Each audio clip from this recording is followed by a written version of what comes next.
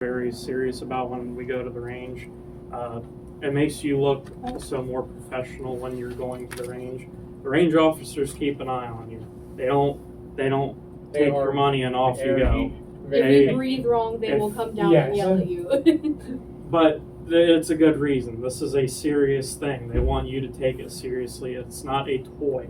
It's not something you should be afraid of, but it's something to be taken seriously. Like we said earlier, it's a serious thing, but they can also, be fun. It's a good hobby. It can be recreational without being dumb.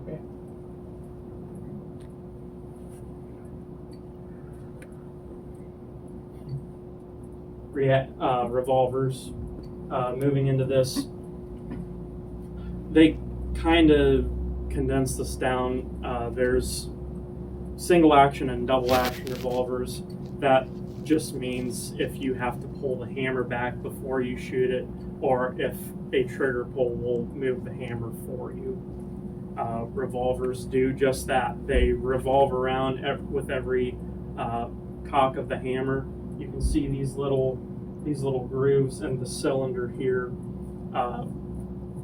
When you pull your hammer back, whether that's through a trigger pull or by manually pulling it back with your thumb, this will rotate, and it will always rotate in the direction that these are pointing. That's a good way to tell what round is going to be loaded next if you don't know what shot you're on.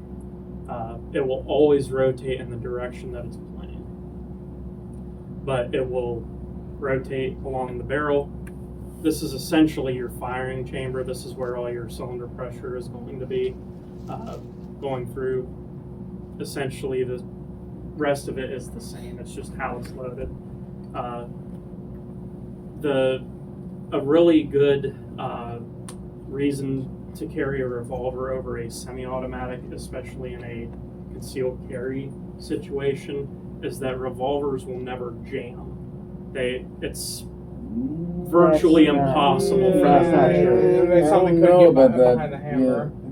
It doesn't jam in the same way that a semi-automatic does. If you don't have enough, pressure or behind your shot, it will not let the slide fully eject the shell and rack another one.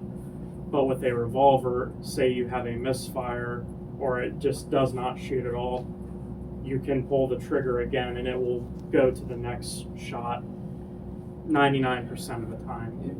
If it doesn't fire, though, you want to keep it pointed downrange until give it 10 seconds, 15 seconds before you do it. Otherwise, and you got to watch for squibs with those. Yes. Yeah.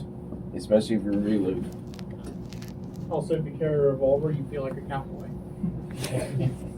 These are usually better, and I'm not making prejudgments on this, but people who have maybe weaker hands, a revolver will be nice because they will not have to rack a slide if they do not carry one in the chamber while they are carrying. Or if they have a misfire and they don't have the strength to pull the slide back, that is an advantage to a revolver. And this hard part about revolvers is if you're going to concealed carry it, make sure that where the hammer currently is doesn't have a round behind it, so that way if you bump something, misfire is not going to be as easy. A lot of your carry revolvers will be double action only, which there will usually not be an exposed hammer for that exact reason. If you are carrying it in a holster in your shirt, you have a loose shirt over it, for example. If it gets snagged on that hammer and lets go, well, you'll have quite literally a fire in your pants.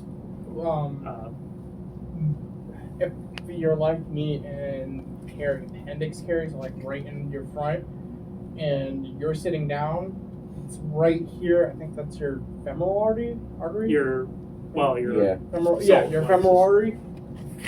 That's not good. There's not really a way to stop the bleeding from that. And you don't want that to happen.